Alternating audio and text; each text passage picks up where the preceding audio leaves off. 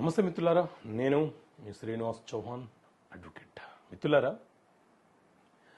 ఎవరైనా ఒక వ్యక్తి ఒక మైనర్ పిల్లలకు అంటే మైనర్ అమ్మాయికి లేకపోతే అబ్బాయికి ఏదైనా ఒక ఆస్తిని గిఫ్ట్గా ఇచ్చిన తర్వాత తిరిగి ఆ ఆస్తిని ఎవరైతే గిఫ్ట్గా ఇచ్చారో ఆ వ్యక్తి దాన్ని రద్దుపరచవచ్చా, లేకపోతే ఆ మైనర్కి గార్డియన్గా ఉన్న వ్యక్తి ఆ ఆస్తులను అమ్ముకునే వెసులుబాటు ఉంటుందా?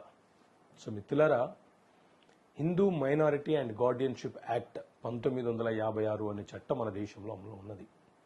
ఈ చట్టం ప్రకారంగా మైనర్లు అనంటే 18 సంవత్సరాలు నిండని పిల్లలను మైనర్లుగా పిలుస్తుంటారు.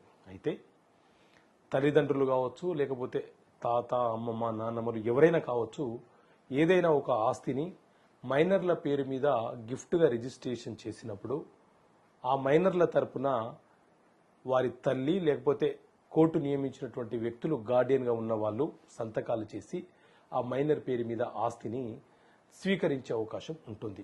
అలా స్వీకరించిన తర్వాత మైనర్ యొక్క ఆస్తులను ఆ గార్డియన్ ఎవరైతే ఉన్నారో అతను అమ్మడానికి కానీ లేకపోతే అగ్రిమెంట్లు చేయడానికి కానీ తాకట్టు పెట్టడానికి కానీ అవకాశం ఉండదు.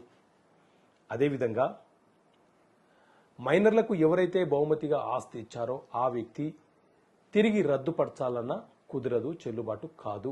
ఒకవేళ మైనర్ల కోసం అత్యవసరంగా వారి పేరు మీద ఉన్నటువంటి ఆస్తిని అమ్మే పరిస్థితి వస్తే సెక్షన్ 8 సబ్సెక్షన్ 2 ప్రకారంగా న్యాయస్థానం యొక్క కోర్టు యొక్క అనుమతిని పొంది మైనర్ల పేరు మీద ఉన్నటువంటి ఆస్తిని అమ్మే అవకాశాన్ని తీసుకోవచ్చు. అది కూడా న్యాయస్థానం అనుమతితో మాత్రమే జరగాలి, లేకపోతే అమ్మకాలు కొనుగోలు చేయడానికి అవకాశం ఉండదు. మైనర్ ఎప్పుడైతే మేజర్ అయిపోతాడో ఆ మరుక్షణం నుంచి ఆ ఆస్తి మీద అతనికి పరిపూర్ణమైనటువంటి హక్కులు సంక్రమిస్తాయి. ఓకే మిత్రులారా, థ్యాంక్ యూ. జై హింద్.